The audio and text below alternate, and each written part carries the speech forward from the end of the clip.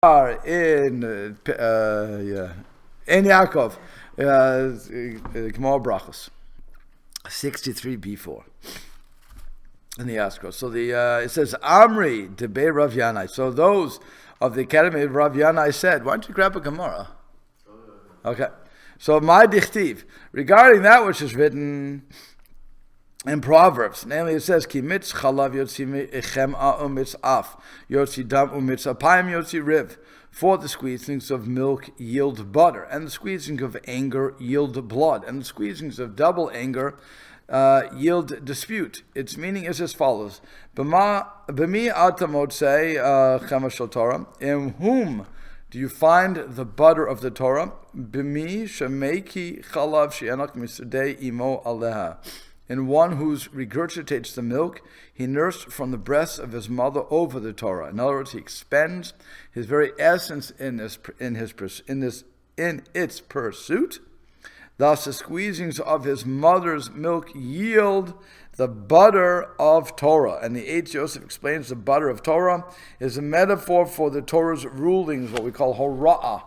And one must extract from his, that one must extract from his learning. Okay. So in other words, it's never just enough to learn. We're supposed to always be learning toward the halacha that is actually the halacha. The halacha says the whole law of limud Torah, of learning Torah, is not just to go through the Gemara, but actually to go into the Rishonim and Acharonim and come out with practical halacha so that you know what to do. Otherwise, it just becomes a mental exercise. What people who are learning Daf Yomi, like myself, hardly ever do, I should say, is go to halacha. And this is something that we're just curious about. So when the Gemara when they were writing this, yes. We didn't have all the... Correct. But they still went through and tried to squeeze everything to it. Degree of meaning out of it. Sure, I'm sure. Sure. Yeah. That's why Jews make the best lawyers. I should say Orthodox Jews. Orthodox Jews make the best lawyers because they're so used to that ringing in the process, and going through it. Every word, you have to look at every word and what does every word mean, and so on and so forth. So, and then what's the intent of the law? That's the other thing. What's the intent of the law? And where does it apply, and what are the exemptions? It's interesting. If you go through the Shulchan Aruch, anybody who's gone through the Shulchan Aruch knows what I'm saying is true. The first, we call Se'if, the first line of the law, is a very grandiose statement. It's asur, or it's mutter, or whatever. It's something is usually asur, usually it's forbidden, and then that's how it starts. And then, in the same se'if, you keep going through it. The different se'ifim, as you keep going through the sub-chapters, in other words, Aleph, Bey, Gimel, Dalet, Hey. By the time you get to Zayin, or Chaf Aleph, if it's that long, you have every single leniency in the book. If you were to stay at the table long enough, you would find out how you can eat milk and meat together. Literally. Okay, so it's a matter of when can I do it, when can't I do it, how far have I gone? As one of my rebbeim once said to us, if Jewish law was so black and white, the Shulchan Aruch would be one page. Okay, the fact of the matter is it's 8 volumes long. Even Kitzer is 4 volumes long, and they're all telling you, if you didn't do this, if you did this, and so on and so forth. That's Jewish law. So it's a matter of really figuring out what the intent of the Torah is. That, again, just taking meat and milk. Lo tibashel gediba chaliv himo. You should not cook a kid in its mother's milk. Okay, we all know that means I can't cook a goat in its mother's milk. Well, what happens if it's not in its mother's milk? How about his father's milk? Yeah. How about his sister's milk? What? Okay, fine. How about his sister?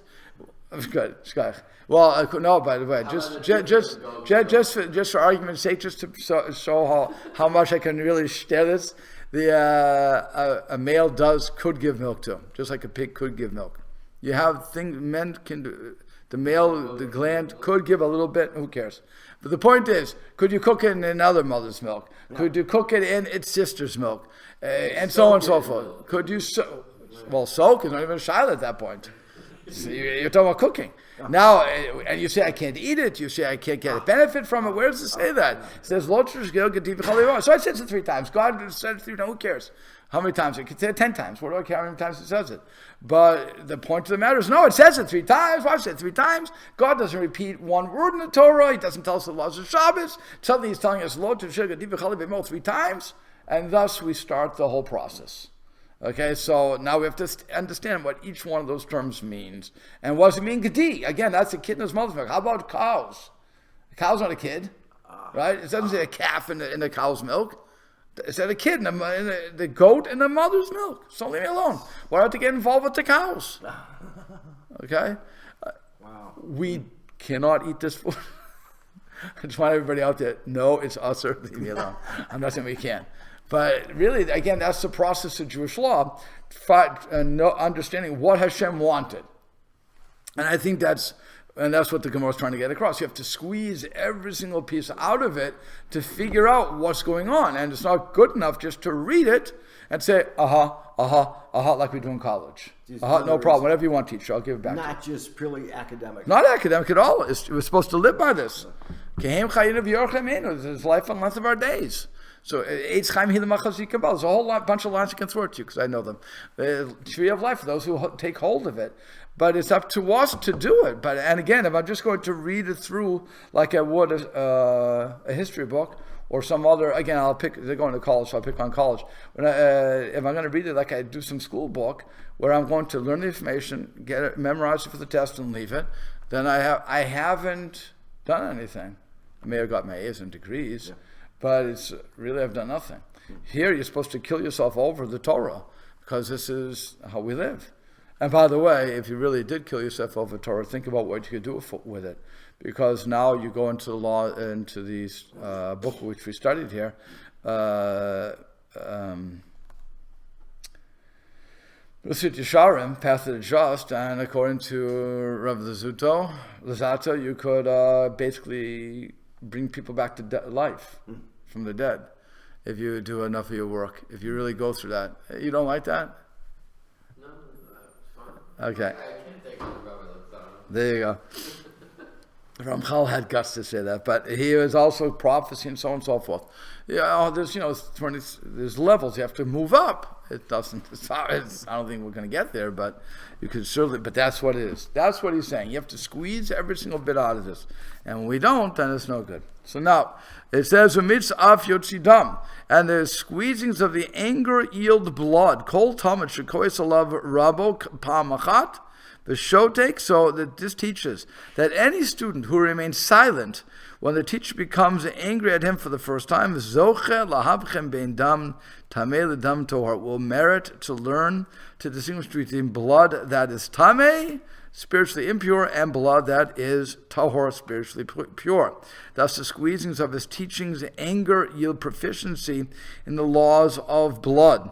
So he says, when the teacher becomes angry at him for not comprehending the lesson, he contains his retort and respectfully bears the teacher's anger. Now, you should ask a shaila on this. You really should ask. How can a teacher get angry at a student for not understanding something? Okay? What was his answer? His answer was that you can display like a fake anger to prove a point or to so you want to say he's not really getting angry because that's losing control. So you want to say is acting, he's just acting. That is really not anger, it's just putting anger out there, which is the Rambam. Fine, he says that's what we should do. We should put on a face of anger, but not really be angry. Okay, just to let the child know. But this seems to be saying that the teacher did become angry. So, because the student didn't understand. Like I said, that seems to be what Rashi is implying, that he actually did become angry. So, the question is, how could he become angry? We always say, what do we say about anger? Anger is like avodah zarah. If anger is like avodah zarah, idolatry, then one should have become angry. But, as we all know, we all give in to human. We all are humans. We all are fallible. And we do get angry. Things could be going on in our lives. Or I may be thinking the worst thing as a teacher, and again, I'm sure you've dealt with this yourself, when the child says, I don't understand, and you say, well, what don't you understand? And the child says, I don't know what I don't understand. I don't know. Actually, they don't finish the statement. They just say, I don't know. Well, what do you mean you don't know? Well, I don't know. They don't even know how to face. Am I right? You heard that? Okay. So you really get frustrated by that because, as a teacher, you don't know where to begin again. Now, if you're a teacher from the Gemara, we didn't learn it here. We learned it in other places. There was one teacher who was teaching a student. It would take him 400 times to teach the student something before the student would get it. 400. Can you imagine teaching it 400 times? I can't imagine teaching more than 10 times. I can say wake up more than 4 times, but to keep teaching the same thing over 400 times, it gets a little, you're really pushing it. But that's what the teacher did. He was very patient and he wanted that student to get it. So he taught him 400 times. Well, one time he was going to a chasna. The teacher had to go to a wedding. And so the student, so he says, okay, I teach the student. He teaches them 400 times. And he looks at the student, do you understand? He said, no. He said, well, I don't understand something. Every other day, I would teach you 400 times and you would get it. Today, I taught you 400 times. Why didn't you get it? He said, well, I know the Rebbe has to go to the chasna, the wedding. So I was a little nervous. I wouldn't get it. And because of that, I couldn't listen. He said, okay, once again. And he taught him another 400 times. As a result of that, a bas kol came down and said, for that, you just inherited your peace in Gan Eden. Okay, so because he taught 800 times without getting angry. That's the point. Yeah. Bat kol is a heavenly voice. Bat kol, right. So, bas kol, as we would say in the yeshiva. Okay. So again, this is a reference. So he said the blood. What's the blood as tamei? This refers to menstrual blood. There are various shades of such blood. Not every shade will render a woman tamei, spiritually impure. Moreover, there are times during which any blood a woman discharges will be tahor. That's after she gives birth.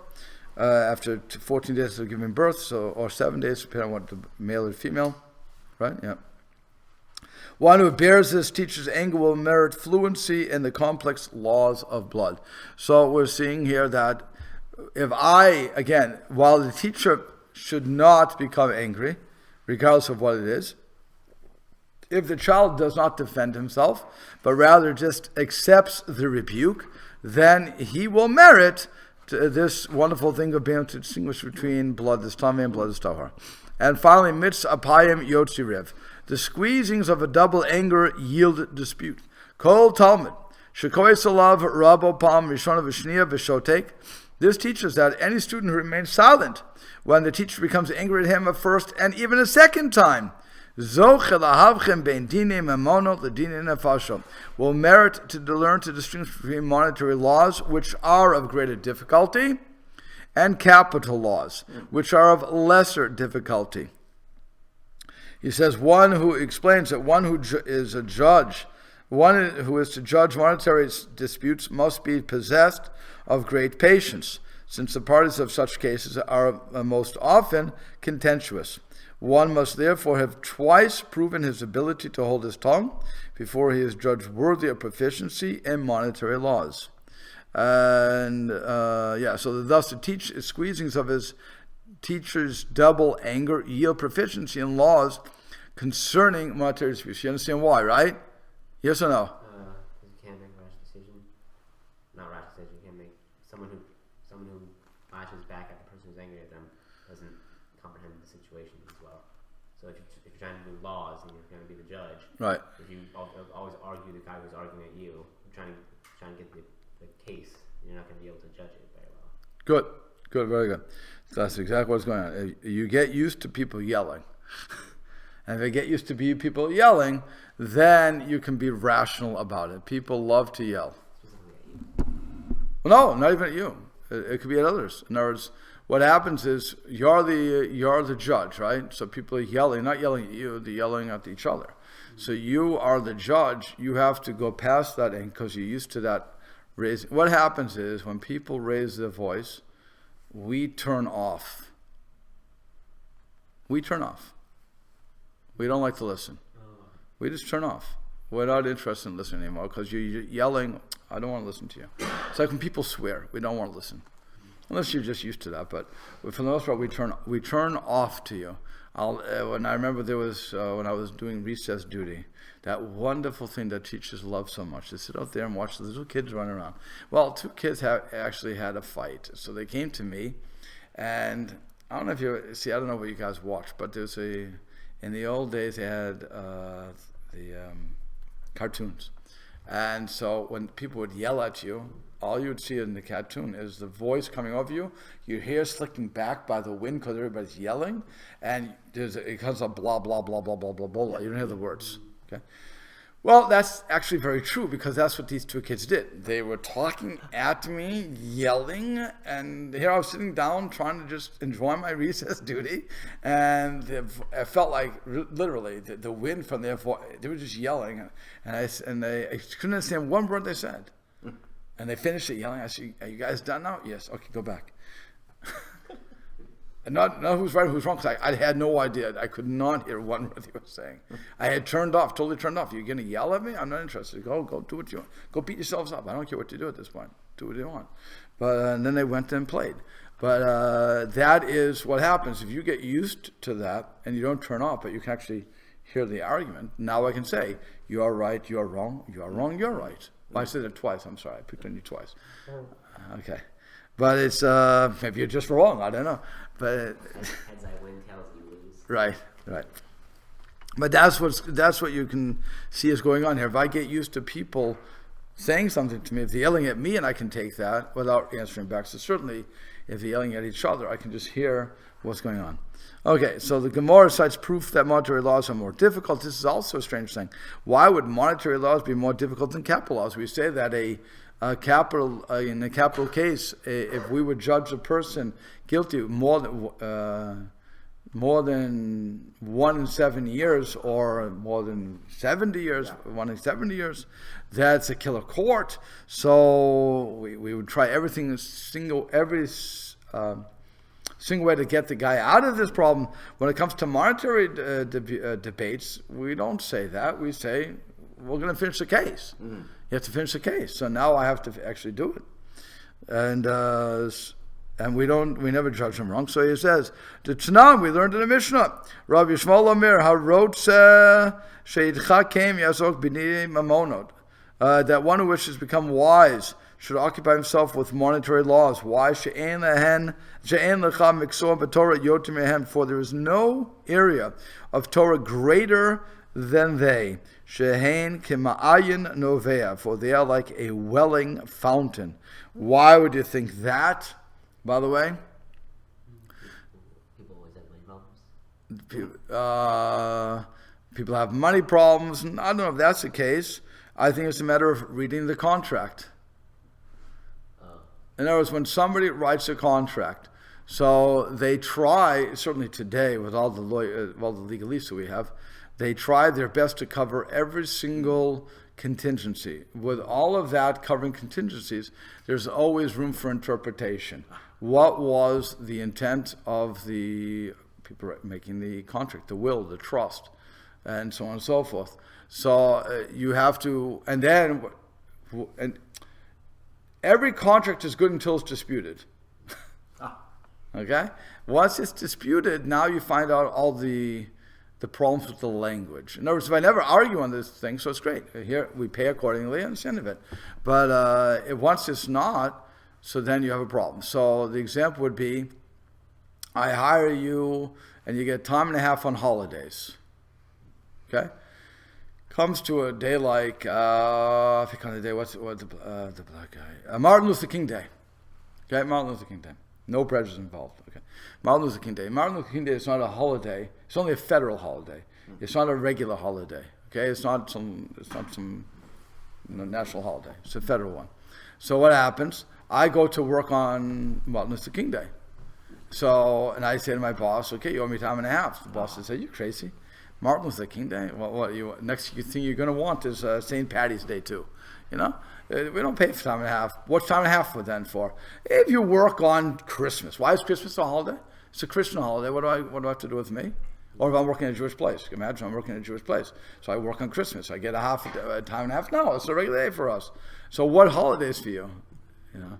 And now we have to come to a major meeting, a major, business meeting of so what the contract really holds. Because I thought I held this, you thought I held that. We never talked about it. So unless you say, and these are the holidays, Martin Luther King Day, St. Patty's Day, Christmas, New Year's, blah, blah, blah, those, because you can't pick on Jewish holidays, it's ridiculous. Because I can't work anyway, so you give me off, and if I work, I'll get time and a half. That's like Archie Bunker saying to the Jew, how much more is going to cost you to break Shabbos? Okay, it's ridiculous. So it has to be some other holiday. So which holidays are we talking about? Okay, if I come in on Sunday, here again, everybody says, I work Sunday. Sunday is usually double time in the old days. Yeah. It was double time. But I can't work Shabbos, but I'll work Sunday, but I want double time. It doesn't work like that. It doesn't, make up your mind on what you want. But again, those are monetary laws. That's very difficult to figure out as compared to did you kill somebody, didn't you kill somebody? Either the evidentiary laws are there or they're not. It's a simple thing. Okay? So that's why they say if you study these laws, it's a much greater study because it never stops. You constantly find something else that you have to think about. Well, what about this? What about that? What about this? What about that? So that's why it's so hard to do. And by the way, in every single case you're going to have, again, this he says, or as we would say, he says, she says, because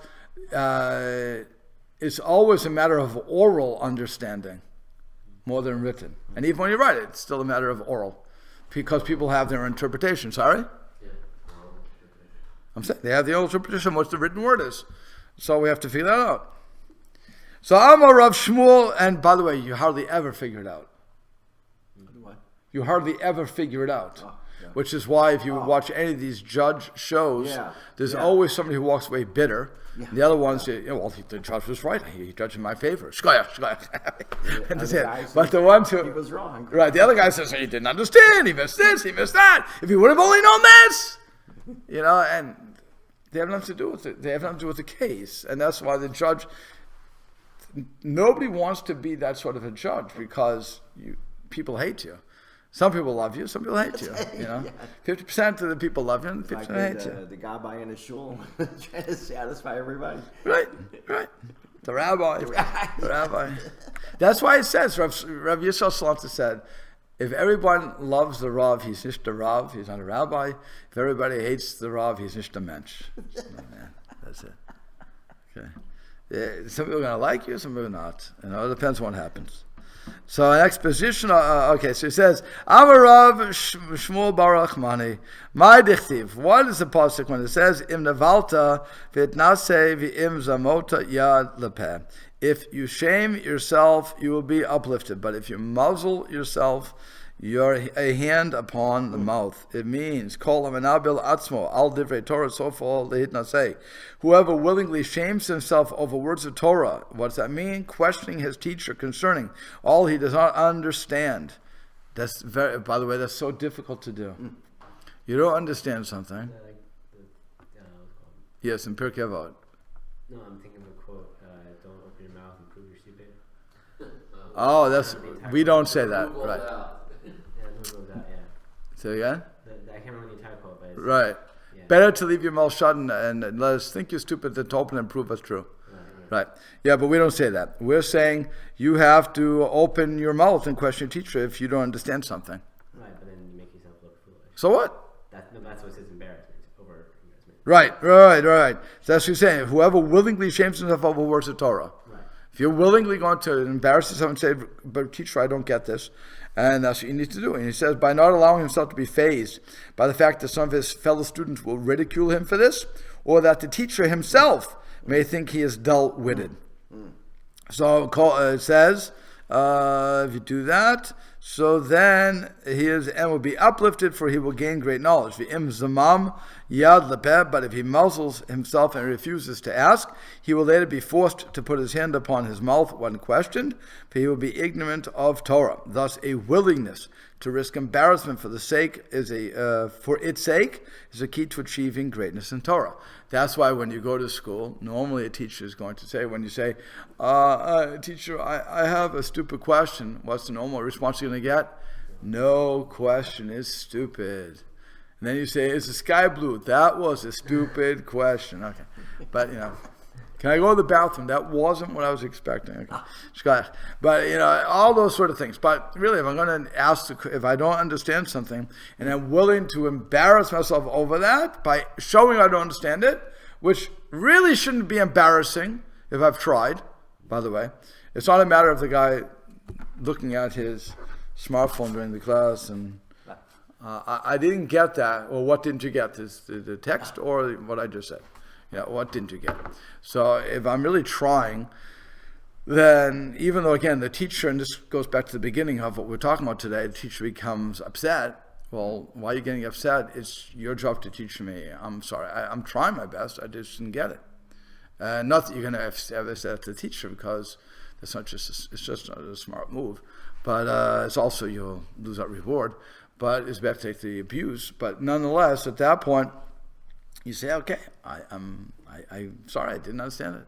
And this, but again, it's much easier to say, I didn't understand this point versus I didn't understand anything you said. Well, from when? From September.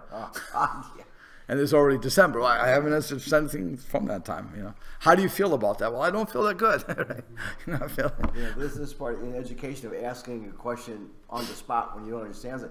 It's I think the stressing about it is kind of in contrast to the conventional wisdom on the outside. After you're out in the world, I think, what was it? Will Rogers said. I think it was Will Rogers. You're looking at me. Or maybe it was Mark Twain. Okay. You're going far in history. If you keep your mouth shut. Right, that's what you just said. If you open your mouth, people know you're a fool. Right, that's what you just said. It's so funny that nobody can remember how to say that line. Yeah. So it's kind of, but when you're in a class and seriously trying to learn, it's really different. Yeah. But again, that's where the environment has to be one that you can ask the question and it can be answered. Now, like I said, what happens is many times, if you're teaching 25 kids or 30 kids or even 10 kids, whatever it's going to be, if I just said the answer and then somebody raised their hand because they were in space and they came down from Calvin Hobbes and they decided I'm going to listen to what the teacher's saying and suddenly say, I don't get that. Well, why don't you get that? I just said it. Yeah. And then you ask somebody else, well, can you answer it? Yes, the guy gives it over to him. Okay, so fine. Now, it's a matter of that's when you get frustrated. And I think that's really, I think the word here, co-ace, is probably more frustrated more than anger. The teacher can get frustrated by that because you try your best, you think you're trying your best, and then the students, for whatever reason, don't get it. Or one student doesn't get it, but the rest does. And by the way, that's even the worst situation. When one gets it, but 39 do, or 20 do, or whoever. In other words, the rest of the class got one guy didn't get it. Now the question you have to ask yourself is, do I want to spend the time in class to do this for this one kid while everybody else is sitting there twiddling their thumbs? So what some teachers will do is they'll say, okay, great question. Who can answer the question? Because you answered it. Everybody understands it, knows what the answer is? Yes. Okay, Johnny, tell the answer. Let me hear what you have to say. And Jim, you tell me. And Susie, you tell me. I have mixed classes. Okay? And Jasmine, you tell me. If all four came out the exact four answers, so I'd say, okay, Jimbo, do you agree with what they said? Can you repeat it back? I didn't hear them. Why you didn't listen? Why don't you listen? Okay, wait. I want you to listen to them because you have to listen to your colleagues. Don't get angry. Just say that. And now, go ahead. Jim, John, Jasmine, and whoever the name is. Jackie. Okay, tell them again. Let's hear it. Repeat it. Good. Move on. That you could do. And again, then you're not repeating it over and over and over. But also, if you see that the four others don't get it, or if they come up with four different answers, you also know you didn't do your job. So there's different ways to do it in the classroom or in life, but it's I think that's something that the teacher has to figure out, before he or she walks into a classroom. But I think that's more what co-ace is here. It's more frustration than anything else. And it's always, by the way, in all these cases, is showing what the student needs to do more than what the teacher needs. In other words, the student has to learn to deal with these sort of responses. So now the Gemara now returns to we're back to the stage of the vineyard in Yavne. So Patach, back to that. Remember, you have 5 students who went from their homes to Yavne to Kerem B'Yavne, and they're starting their drasha, and this is how Rabbi Nechemiah started his drasha. So it says, Patach Rabbi Nechemiah bichvod Achsania V'darash. He said, Nechemiah opened his course with the words in honor of their guests and expounded the following verse: Ma dichtiv, regarding that which is written, Vayomer Shaul el Keni, Lechu Saru Redu Metoch Amaleki Peno Sifcha Imo, V'ata Asita Chesed Im Kol B'nei Yisrael. And Saul said to the Kenites, who were the relatives of Moshe's father-in-law, Yitro, go, turn away, go down from among the Amalekites, lest I destroy you with with Amalek, and you have done kindness with all of Israel to the children, with all of the children of Israel. Its meaning is as follows: your Yitro, the forefathers of the Kenites, have many years earlier hosted Moshe, Aaron, and all the elders of Israel at a feast. King Shaul viewed his act of kindness performed with all of Israel, and accordingly rescued his descendants from destruction. Are the Kenites same as the Canaan? No, Kenites are. That's fine. No, Canaan are not Kenites. Canaanites would be Kenite. Kenites is Yitro. He was from Cani. So it's not just a colloquial. There's some other group of people, and they're not group of people. There's something, and they had different names. No, it was Yitro. He had a bunch of different names for each of Yitro. Everybody had several different names. He had 7 names. Right. So I was just wondering if this is a similar case where you have the Canaanites and you have the Canaanites and you have something that No. Canaanites, Hivites, Jebusites were all in the same group, granted, but they weren't of the same family. They came from Cham, but they weren't of the same family. But Canaanites is a totally different branch of the family. I don't even think he's not from. I don't think he's from Cham at all. Yitro back, it would be Cani, but we're talking about Yitro. Yeah, but it's not a Canaanite. He's a Midianite, actually. Well, he's not. I guess part of Midian. He was, right. He was a Kohen Midian. So I'm not sure why they call him Cani. Maybe the Canaanites were part of the Midianites. You have to look back to that. So that's a good question, actually. Okay, so I don't know. Anyway, so he says, so let's go on. So, v'halo devar kol v'chomer. Now, is it not a matter of basis for kol v'chomer, a minor to major premise? Uma Yitro, for if, with regard to Yitro, shelo kerav et Moshe elich vod atzmo, who drew Moshe close only for the sake of his own honor, kach, it is thus that he is considered to have performed a kindness with all of Israel, hama areach, talmid chacham mitoch beitov, than one who has no ulterior motive, hosts a Torah scholar in his home, and feeds him and gives him to drink and benefits him from his possessions, all the more so considered to have kindness all of Israel. Thus did Rabbi Nechemiah give honor to those who open their homes to the Torah scholars of Yavne. So that is a very nice way of saying, if you want to have a bracha, open your house to Talmidei Chachamim, let them come and enjoy your food, and you're all set. And then God will honor you too. That's a very nice way of opening your remarks. Again, that's what we normally do when we go into somebody's house. We always say Bichvod Achsania and so on and so forth, because we want to say you're such wonderful people for putting us up. It's like when a shul brings in a well-known speaker, something like that, we court him the greatest honor that we can. Right, but then he'll say Bichvod Harav, Bichvod Achsania, as the Gemara says, and Bichvod board of directors, Mr. President, and so on and so forth. I am so humbled by the invitation. I don't know why I'm Roy. Whenever I hear a person saying, I'm not Roy for this, I want to say, so sit down and save me time. Just sit down. Don't even. You're not Roy. You're not fitting to speak to me. Don't. Stop. Just stop. But I've heard, when I was at a convention, I heard that continually. I'm not Roy. I don't know what they asked me because they had nobody else. I don't know. Sit down. Just say no next time. Just say no. Like to say no to drugs. Say no to speaking. We don't have to hear it. You hear that? You know what? You hear that the most at Torah Masorah conventions. Oh. Why you don't at RCA? You hear it once in a while, but most people know why they're there.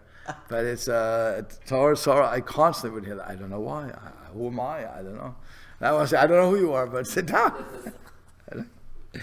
I'll get up to it. I don't care either. I don't care who you are.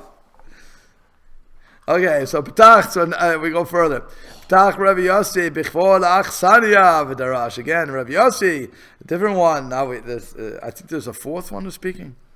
Rabbi Yossi opened his discourse with the words of honor of their host and expounded the following verse: Lo t'ta'ev adomi ki achichahu.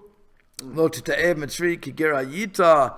So do not reject the Edomite, that's Esav, for he is your brother. Do not reject an Egyptian. Why not? Because you were a sojourner in his land. And again, this is, well, let me see what he says. This verse concerns the suitability of the third generation of the Edomite and Egyptians converts, thank you, to marry Jewish women. The verse teaches that although the converts of some nations may never marry into Israel, those of these two nations may eventually do so. In the case of the Egyptians, it is because of the gratitude owed them for allowing Yaakov and his sons to sojourn in their time in the land in the time of hunger. Now, this probably is one of the hardest things for us to understand, if you think about this. Yeah, it's true. The Egyptians opened their homes or their lands to us. So they took us in when we were a group of 70, and we were bringing money with us, and so on and so forth. I mean, Yaakov didn't exactly come as a poor child either. He came with all his belongings, and he was a prince among the people in Canaan, along with Abraham, Yitzchak, and Yaakov. They were all princes. They were all well known. They were all wealthy, and so they're coming with all this stuff. And because they came, and they were welcomed in, and they were given Goshen, and so on and so forth. Oh, it's late. Still, no, you would think that they, because of what happens later, namely they kill us, that we would owe them no gratitude. We should owe you anything. Well, you killed us, you enslaved us, you did whatever you did to us. Why should we owe you anything? And here the Torah continually reminds us that no, they did good by you. If not for the Egyptians letting you in, you may have very well perished in the famine. Therefore, you continually owe them that debt of gratitude. Granted, we have to wait 3 generations to marry in, okay? But in the end, because of the good they did, even though this is bad, because of the good they did, we always have to have that debt of gratitude. We always have to recognize that. So I think it's something that we'll end on this, but I think it's something that we always have to take with us to remember that when somebody does good for you, you have to remember that over the bad they've done. Everybody does bad. We can always remember the bad stuff, but the point is to remember the good and to appreciate that. Have hakar satov. Even though, like I said, it doesn't always turn out well for you, you have to have hakar satov. Okay, we'll stop there. For those who like to sponsor the next class, please go to midwesttorah.org, donate button, and just say for the class.